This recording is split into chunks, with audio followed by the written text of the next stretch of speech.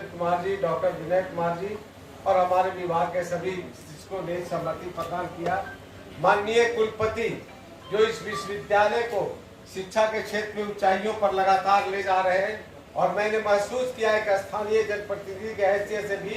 कि इन्होंने जो भी छात्र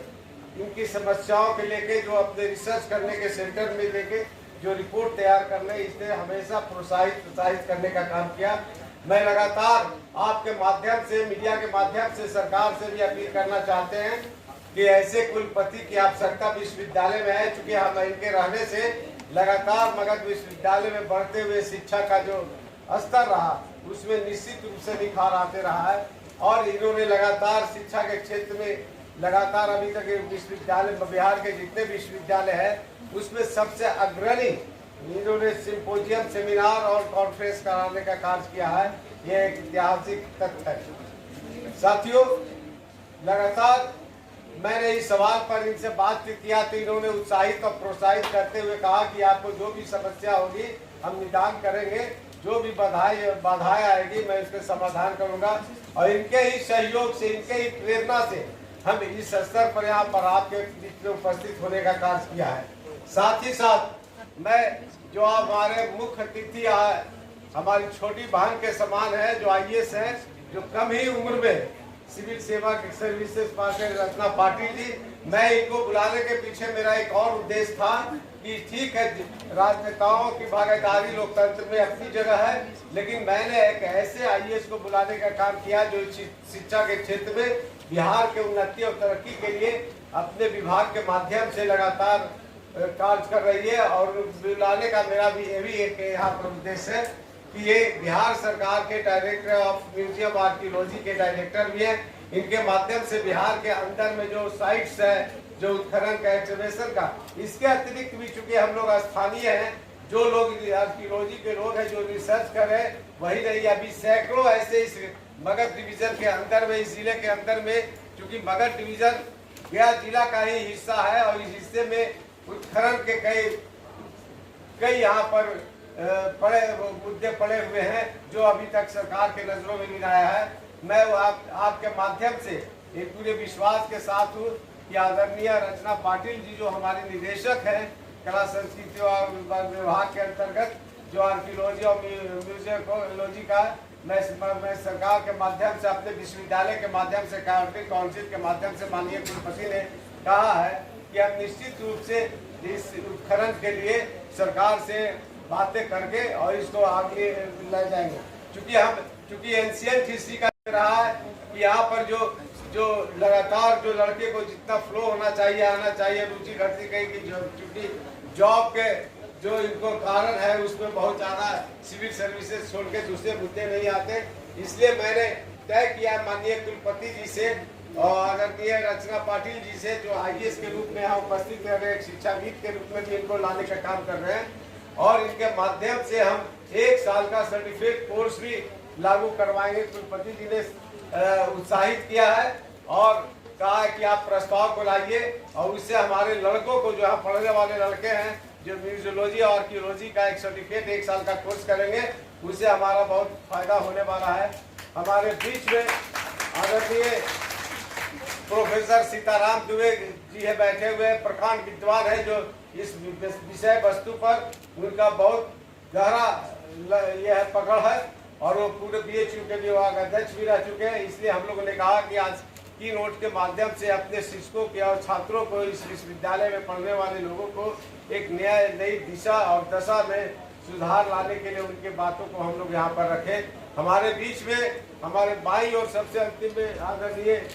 शिवराम कैलाश डालमिया जी हैं। इनके लगातार सहयोग से सिर्फ शिक्षा के क्षेत्र में नहीं, और आपको जानकारी ये भी देना चाहते हैं कि इनके ही परिवार के लोगों ने, जो मगध विश्वविद्यालय के प्रीमियम कॉलेज के बारे में जाना जाता है, गया कॉलेज, इनके ही पूर्वज सेठ गोवर्धन दास डालमिया कॉलेज ऑफ साइंस से, जो आज गया कॉलेज गया के रूप में है, पूरा मुफ्त जमीन और बिल्डिंग इन्होंने, इनके परिवार के लोगों ने देने का काम किया। ये एक सबसे बड़ी उपलब्धि रही। और कैलाश डालमिया, इनके चाचा भी, इनके पिताजी से भी मैं चूंकि स्थानीय विधायक के हैसियत से जब गांव, इस शहर से निकल के गांव के इलाके में जाते हैं तो जहाँ पर जन समस्याओं से, प्राकृतिक समस्याओं से उलझते रहे सैकड़ों गांव जो गरीब लोगों का झोपड़ियाँ जल जाया करती, उस गांव में वो बसाने और उसको तत्काल धोती और कपड़ा इनके ही माध्यम से हम लोग देते रहे, इनके परिवार के लोगों से। और इनका आज हमारे इस सेमिनार में और इनकी पत्नी आदरणीय रेणु डालमिया जी बैठी हुई हैं और वो भी लगातार प्रोत्साहित करते हैं, हमेशा शिक्षा के क्षेत्र में ये लोगों को उत्साहित करते रहते हैं। साथियों, मगध विश्वविद्यालय के बीच हमारे बीच में आदरणीय मगध विश्वविद्यालय के पहले कुलपति हुए थे 1962 में काली किंकर दत्ता साहब, जो एक बड़े ही देश के इतिहासकार रहे। उन्होंने ही ये, उनके दिमाग में ये बातें आई कि यहाँ पर साउथ ईस्ट एशिया की पढ़ाई होनी चाहिए, इसलिए प्राचीन भारतीय एशियाई अध्ययन का गठन किया और इस विभाग का पहला हमारे विभागाध्यक्ष आदरणीय प्रोफेसर सच्चिदानंद सहाय जी हुए। और ये इतना ही नहीं, इन्होंने और ये मगध विश्वविद्यालय के पहले शिक्षक है जिसको भारत सरकार ने पद्मश्री अवार्ड से सम्मानित करने का काम किया है। हमारे विभाग के लिए हमारे ये गुरु रहे हैं और इन्होंने ही मुझे अनुशंसा करके 93 में इस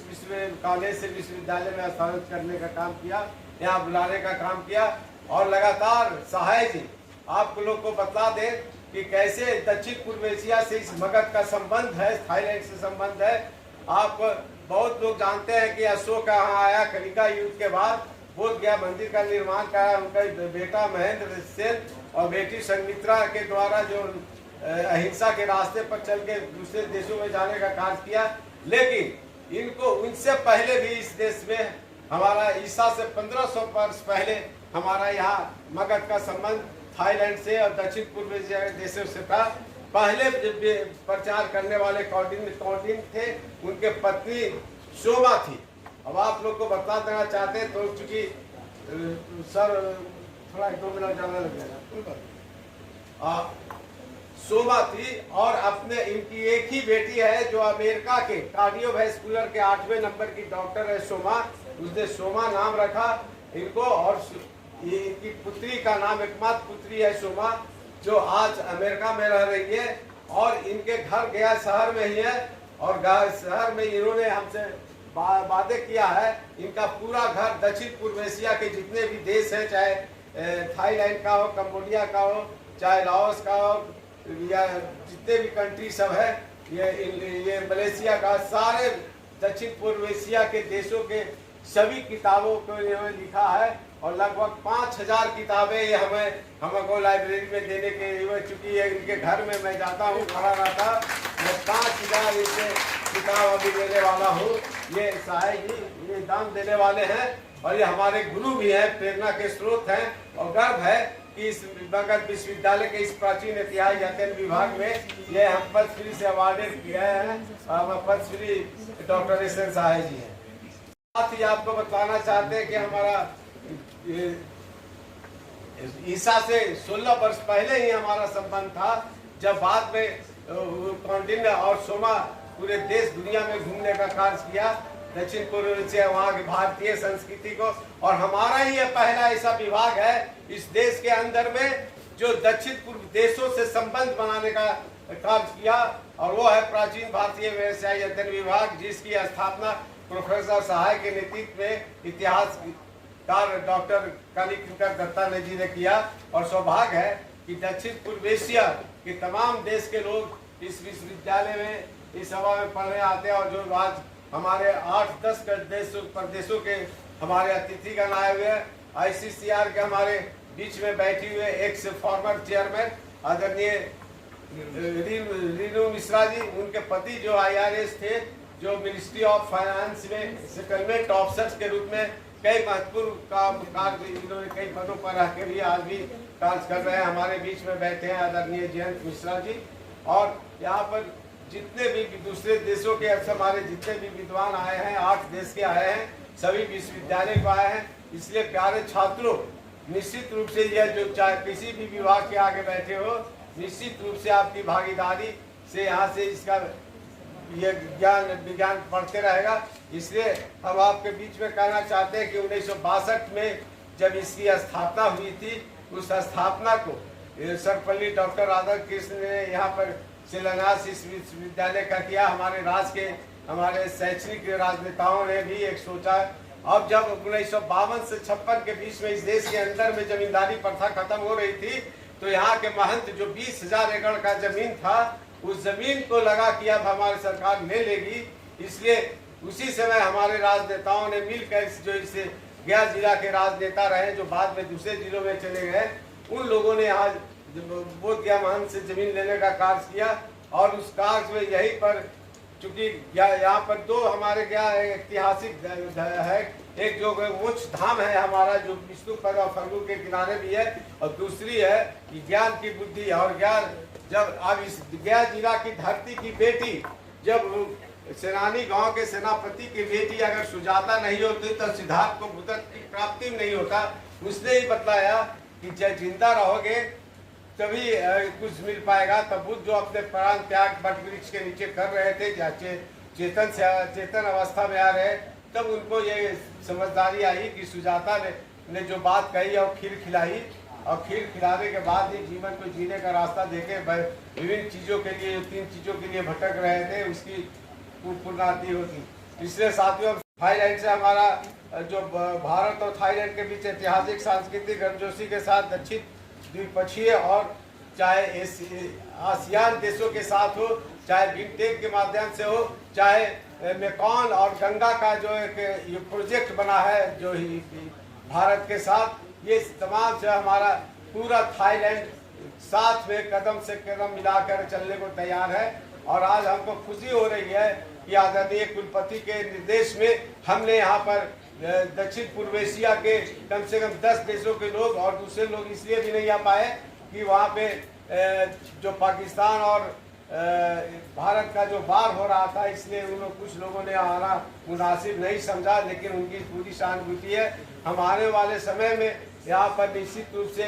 माननीय कुलपति के प्रयास से एक मल्टी पर्पस बिल्डिंग बनने वाला है, जहाँ पर सीधे हम ऑफ और लाइन दोनों के द्वारा अपने बच्चों को डिक्टेट करा सकेंगे देश भर के, दुनिया भर के विद्वानों से। और यहाँ पर आएगा आदरणीय रचना पाटिल जी, जो लगातार इस मगध विश्वविद्यालय को बढ़ाने के लिए हमारे ऑफ द रिकॉर्ड बातें हुई है, वो लगातार हमारे शिक्षक भी और विश्वास भी डालना चाहे कुलपति महोदय। हम सरकार से भी मांग करना चाहते हैं, मीडिया के माध्यम से, जनमानस के अंतर जनप्रतिनिधि भी बैठी हुए हैं सरकार के, आप ऐसे कुलपति जब इस विश्वविद्यालय में मिलेंगे जो छात्रों को उन्नति और तरक्की के विकास पर ले जाने के लिए, शैक्षणिक स्तर को ऊंचा करने के लिए चले, तो हमारा किसी भी मामले में मैं रिसर्च किया, मैं रिसर्चर भी हूँ, स्थानीय जनप्रतिनिधि भी हो, उससे पूरा दिखाओ कि हमारे जो आज जितने विश्वविद्यालय के विभिन्न विभागों में हमारे शिक्षक हैं, किसी भी केंद्रीय विश्वविद्यालय के शिक्षकों से कमी नहीं है। आप ऐसे कुलपति रहा तो मैं केंद्रीय विश्वविद्यालय के स्तर पर आपकी उपस्थिति में इसको बनाने का कार्य करेंगे। इन्हीं चंद शब्दों